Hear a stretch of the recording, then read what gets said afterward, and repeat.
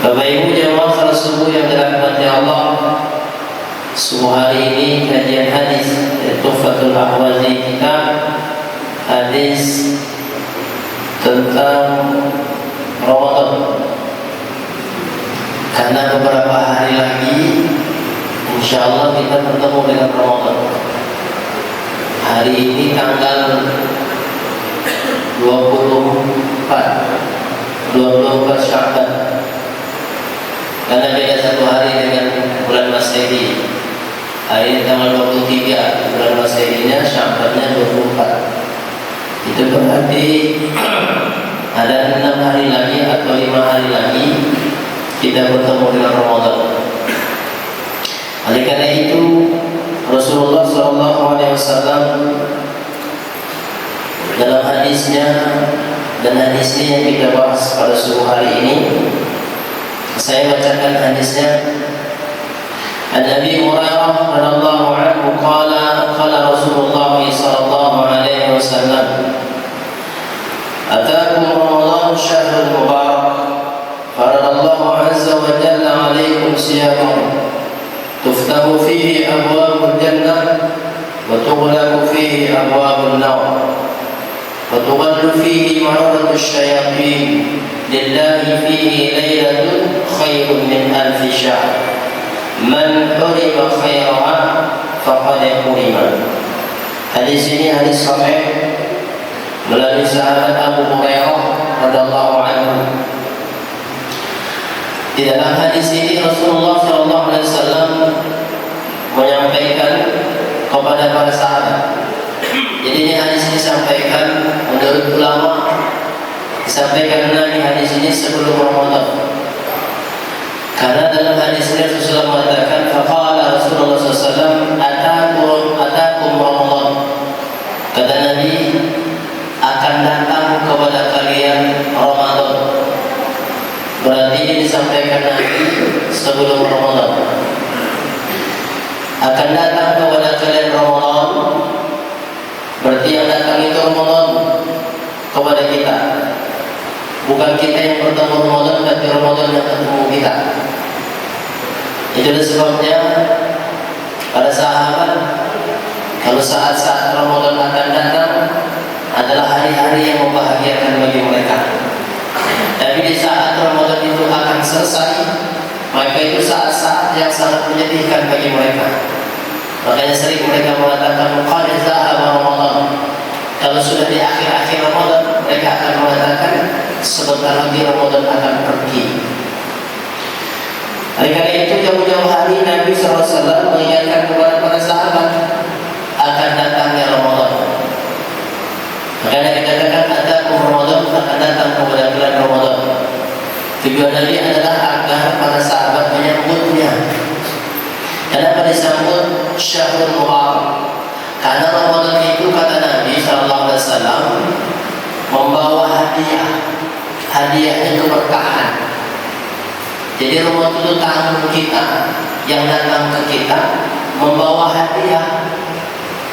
Hadiah yang dibawa ke kita. Maka oleh karena itu sebagai tuan rumah, kita memang harus menyambut dengan hati yang senang, dengan memuliakannya, melayaninya dengan baik. Karena dia tamu, apalagi dia bawa hadiah. Nah, biasa kita begitu, kalau ada tamu datang ke rumah kita bawa hadiah, kita akan senang. Betul tidak Pak Ibu? Iya. Oleh kalau hadiah itu yang dibawa itu besar, mobil itu, bawa hadiah buat kita, kan senang kita. Ya walaupun saya sih kalau ada yang bawa, lihat mobilnya juga. Kalau bawa hadiah buat saya, kalau mobil Alphard dia bawa, saya nggak mau. Nggak senang saya mobil Alphard. Karena mahal perawatannya, bensinnya juga boros. Yang biasa aja, yang R3 nggak apa-apa. Ya.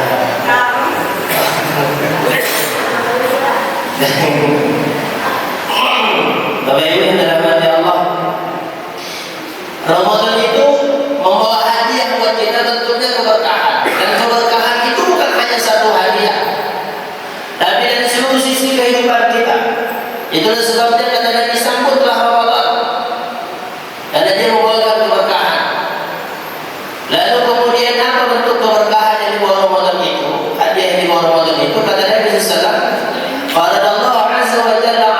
siyamahu.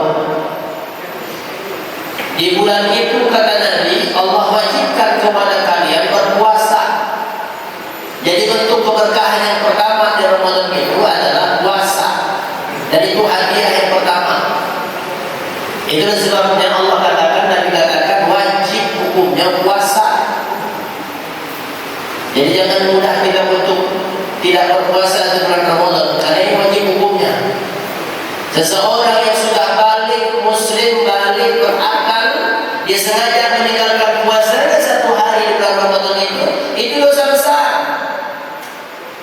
Bahkan kalau dia sengaja meninggalkannya, sebagai ulama mengatakan berapa tahun pun dia mau ganti satu hari itu nggak bisa.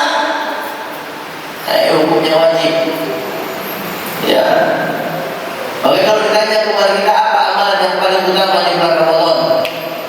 Puasa. Bukan sholat tarawih, bukan baca Quran, bukan sedekah.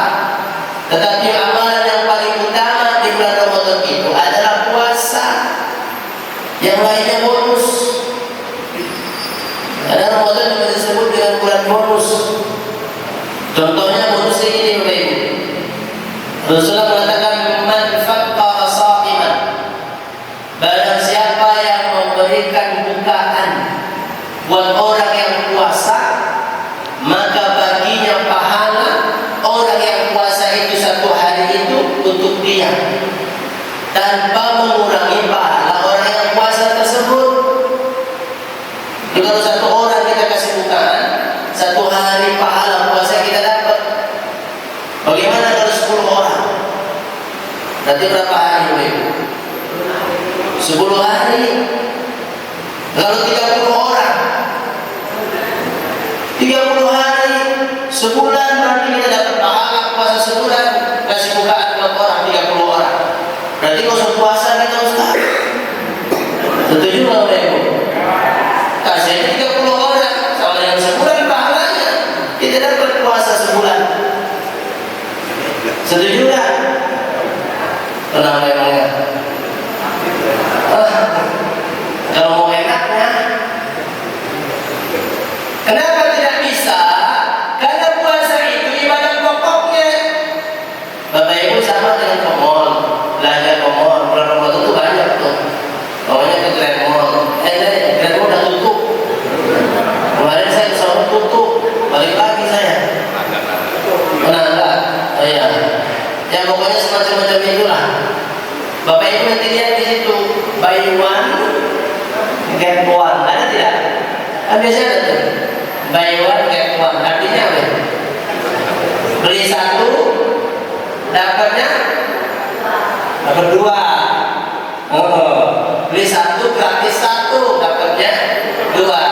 Bapak Ibu datang ke situ, bilang sama yang punya, saya mau gratisnya aja, bisa tidak? Nggak bisa. Kenapa? Dia nggak beli.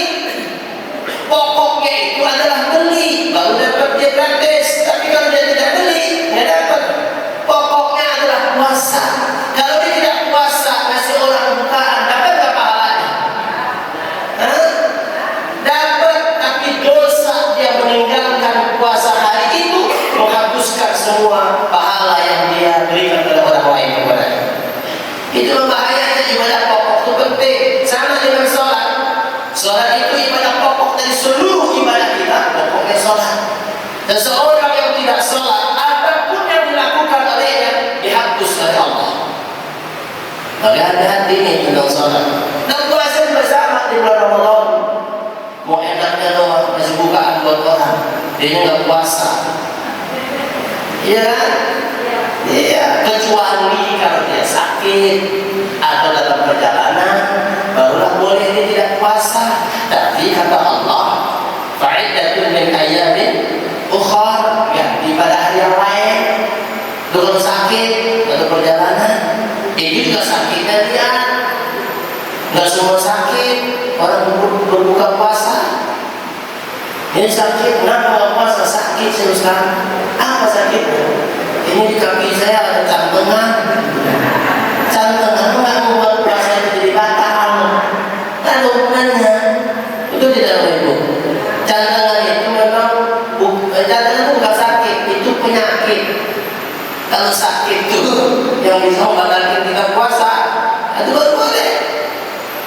Ya, berkali-kali itu hati-hati. Jangan sampai dengan mudah kita membatalkan puasa hanya karena alasan kita nggak kuat lapar sama nggak kuat haus. Nggak kuat sih Ustaz, lapar.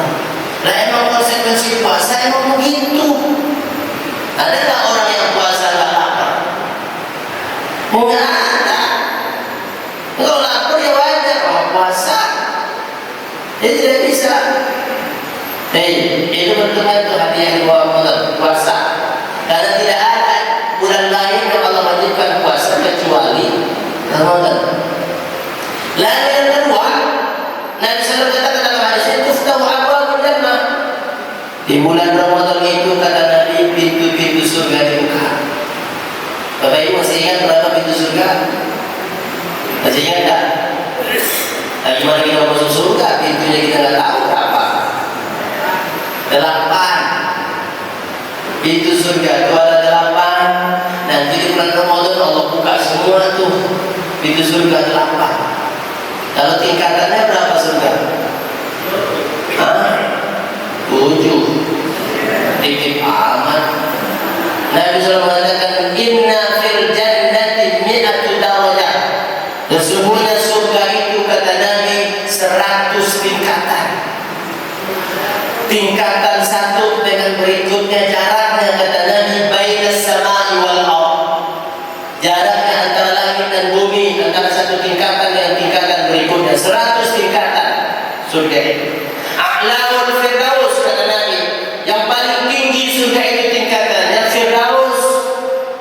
Wa in sa'alallah fas'alul firdaus. Kalau kalian minta kepada Allah, mintalah surga Firdaus. Tuh Ibu, kalau doa minta surga Firdaus. Yang paling tinggi itu surganya Nabi di situ. Minta, walaupun amal kita biasa-biasa aja. Gak usah malu, gak apa-apa. Orang cuma bimbing doang minta Firdaus, gak apa-apa. Paling malaikat doang begitu, ya Allah, saya minta surga Firdaus. Amal begitu doang kata malaikat. Kata malaikat. Firdaus, infak 2.000 gitu tadi. Tapi nggak apa-apa. Emang ada Nabi mintanya surga Firdaus. Mau amal kita kayak apa? Minta Firdaus. 100 tingkatan 100. Ya barangkali Bapak Ibu, kalau doa kita meleset kan masih ada bawahnya. Meleset lagi, bawahnya lagi, meleset lagi, bawah masih ada 99 bawahnya. Tapi kalau kita minta paling bawah karena nggak merasa enak amal kita sedikit, nah meleset tuh doa kita. Paling bawah kita minta meleset, kemana kita? Tuh, raka. 200 singkatan, kita tahu sekarang Nabi SAW. Ada bapak nanya, Ustaz, nanti kalau kita masuk surga nih, istri kita tingkatan 50, kita tingkatan 70. Ketemu nggak? Gitu kata dia. Bapak mau ketemu nggak sama istri? Dia bilang. Kalau bisa sih gantiannya bidadari, kata dia. Wah, beres bapaknya. Ketemu nggak? Kata dia. Saya bilang, nggak usah mikirin ketemu dulu. Betul Bapak Ibu? Apa yang penting? Yang penting apa ya? Masuk dulu aja. Kalau mau masalah ketemu gampang. Mau tingkatan berapa, kita istri kita berapa, gampang. 30 ojek, kan udah. Nah, itu nggak mustahil Bapak Ibu. Dalam surah Fussilat Allah katakan bagaimana indahnya surga. Allah Subhanahu wa taala berfirman, "Innal ladzina qalu rabbuna Allah tsumma istaqamu tatanazzalu 'alaihimul malaika alla takhafu wa la tahzanu wa abshiru bil jannah allati kuntum tu'adun." Orang yang istiqomah masuk surga, dan mereka mengatakan Allah Rabb kami, dan malaikat akan turun kepada mereka, mengabarkan kepada mereka bagikan adalah surga yang dijanjikan oleh Allah. Bagaimana surga itu? Kata Allah Subhanahu wa taala,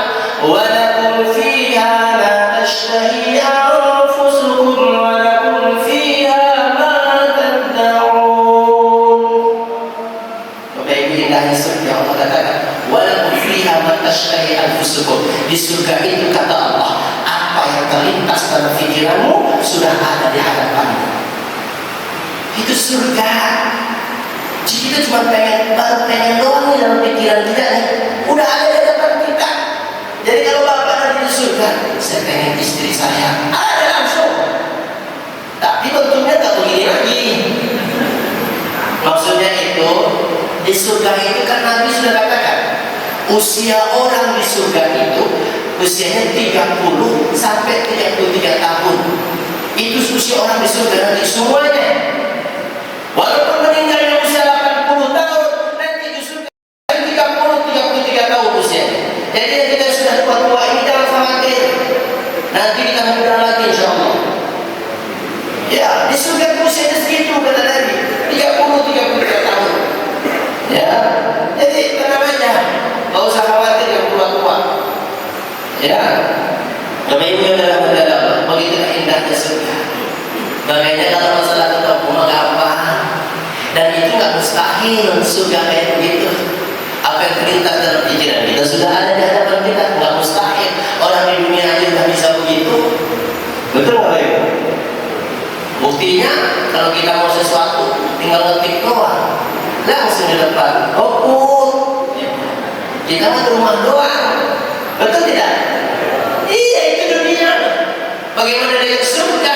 Lebih daripada itu. Surga.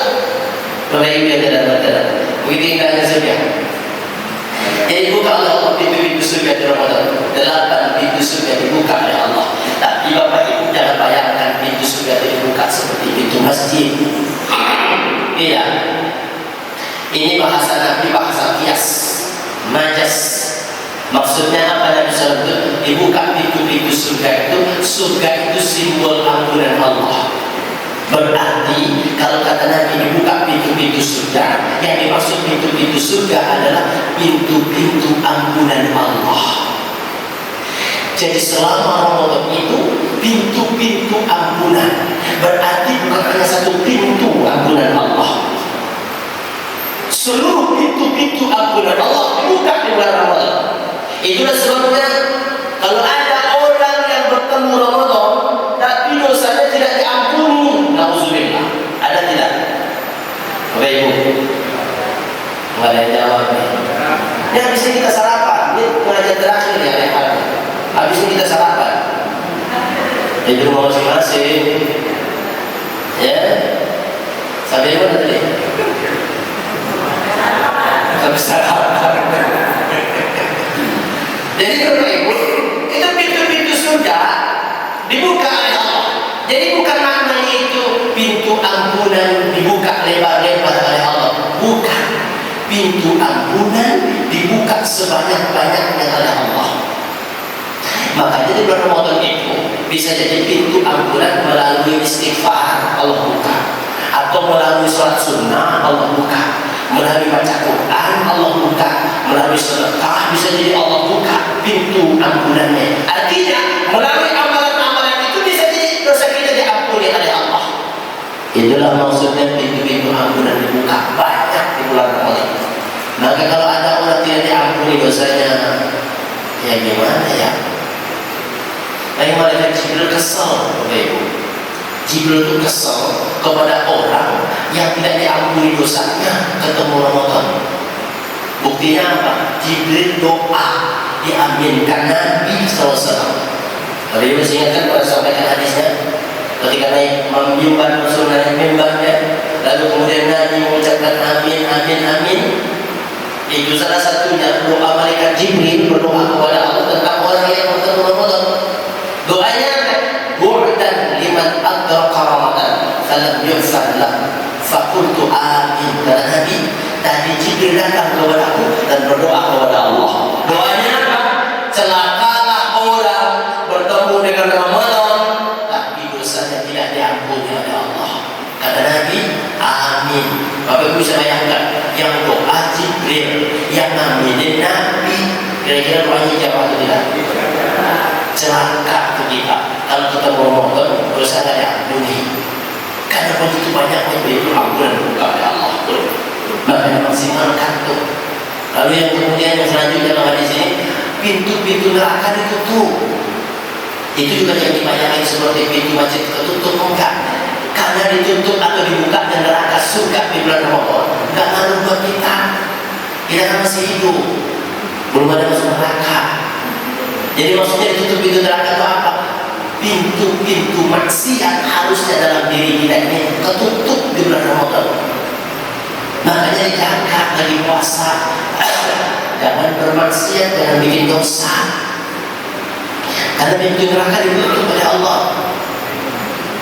Jangan bukan hanya itu, setan-setan pun watughallu fi maradus syayatin. Setan-setan juga dibelenggu, diikat. Ini juga pengertiannya bukan dengan makna yang sebenarnya. Karena kalau makna sebenarnya setan nggak bisa diikat. Jangankan setan yang nggak kelihatan, setan yang kelihatannya nggak bisa diikat. Betul tidak, Pak? Iya, udah ditangkap, tangan dibokong. Itu kan setan yang kelihatan, nggak bisa diikat juga, apalagi yang nggak kelihatan. Iya kan? Nah, oleh karena itu, apa maknanya setan dibokong? Maknanya adalah bagi mereka yang mampu puasanya dengan ikhlas, maka setan nggak bisa goda dia. Itulah yang dimaksud dengan diborgol. Makanya kan iblis kan pernah ngomong sama Allah. Bapak Ibu bisa baca dalam surat As-Saff. Ketika bagaimana Allah usir iblis dari surga, lalu kemudian kata iblis, nggak apa-apa, saya masih siap diusir dari surga, kata iblis. Tapi aku minta kepada wahai Allah, jangan matikan aku dan seluruh keturunanku sampai hari kiamat. Kata Allah, silahkan, aku penuhi permintaan sampai hari kiamat. Kata Allah, engkau dan seluruh keturunanmu, setan, iblis, hantu laut semua tidak mati. Tapi dia sumpah kepada Allah, aku bersumpah kata iblis, aku akan berdaya seluruh anak cucu Adam itu untuk menemani aku di neraka. Kata iblis, dan aku tidak mampu dengan hamba-hambamu yang ikhlas. Nanti Bapak Ibu bisa lihat kisahnya disebutkan Allah dalam Al-Quran, dalam surat Al-Hijr, dalam surat As-Saffat, itu disebutkan oleh Allah bagaimana iblis bersumpah kepada Allah dan Allah menyatakan silakan, kata Allah. Tapi iblis mengakui kalau mereka yang ikhlas, saya tidak mampu, kata Allah, kata iblis. Itu sebabnya kita harus ikhlas. Ya, iblis tidak bisa apa-apa kalau kita ikhlas melakukan sesuatu. Itulah maknanya iblis atau setan dibelenggu. Kalau setan yang sebenarnya nggak bisa, ya, jadi bahasa-bahasa kias, nggak bisa diikat dengan sebenarnya setan itu. Buktinya kalau motor juga banyak setannya, betul nggak, Wei? Betul, banyak setannya motor. Kadang-kadang kalau kita keluar nih, lihat kiri kanan, kakinya doang, kepalanya nggak ada. Itu kan sama kayak setan, kalau kakinya doang ada kepalanya, hantu motornya. Ya, iya. Nanti bulan Ramadan coba deh, ada nggak? Bapak Ibu kita mengatakan Allah. Lalu kemudian Nabi sedang mengatakan dalam hadis ini, hadis yang lainnya apa? Lillahi fi lailatul khairun min alfi syahr. Ada yang lain berkahnya dari Ramadan itu, bahwa di Ramadan itu ada satu malam yang lebih baik daripada 1000 bulan. Malam apa namanya? Lailatul Qadar. Maka kata Nabi, kalau misalnya bapak-bapak ini khusus bapak nih, kalau bisa bapak kita ini raihlah malam itu dengan bagaimana caranya? Iktikaf di masjid. Wa antum aqifuna fil masajid. Kalian beriktikaf di masjid, kata Allah. Wahai para laki-laki, kalau ibu-ibu boleh asalkan tempatnya aman, tidak fitnah dan tidak terbuka, silakan. Tapi bagi bapak-bapak memang anjurannya iktikaf di masjid. Kalau bisa nih Pak, seumur hidup sekali, seumur hidup ini sekali full 10 hari iktikaf di masjid. Masuk malam 21, pulangnya malam takbiran 22 malam. Walaupun rumahnya dekat, tetap di masjid, nggak boleh pulang. Dan kayak Pak Jaya, nggak boleh di sini aja. Dan nggak rumahnya dekat. Ini rumah beliau itu kayak Nabi. Nabi dulu rumahnya di samping masjid, persis kayak rumahnya Pak Jaya. Tapi Nabi di masjid 10 hari nggak pulang-pulang. Di sini sampai malam takbiran. Makanya buat bapak ini kalau bisa mabuk, saya mau ribut sekali. Makanya Bu suruh tuh bapak usir dari rumah. 10 hari penuh masih gak usah pulang. Begitu. Ya emang begitu. Tujuannya apa? Salah satu malam 10 hari terakhir untuk mengenal itu Qadar, supaya kita bisa raih itu malam. Masuk 21 pulang ke takdir. Gak usah pulang. Di sini ada panitia kita apa sini? Oh, ada makannya di sini. Semua di sini. Tidur makan sini. Tapi ingat, yang dapat Lailatul Qadar itu yang menghidupkan malam-malamnya dengan ibadah, bukan pindah tidur. Ini dari rumah malam 21, dia datang malam 21 ke masjid, bawalah kasur tipisnya, bawa selimutnya, bawa bantalnya, raket nyamuk gak lupa, takut diganggu nyamuk, ya kan? Datang ke masjid dengan perlengkapannya. Begitu sholat tarawih selesai, dia tidur, bangun-bangun sahur. Kapan hidupin malamnya?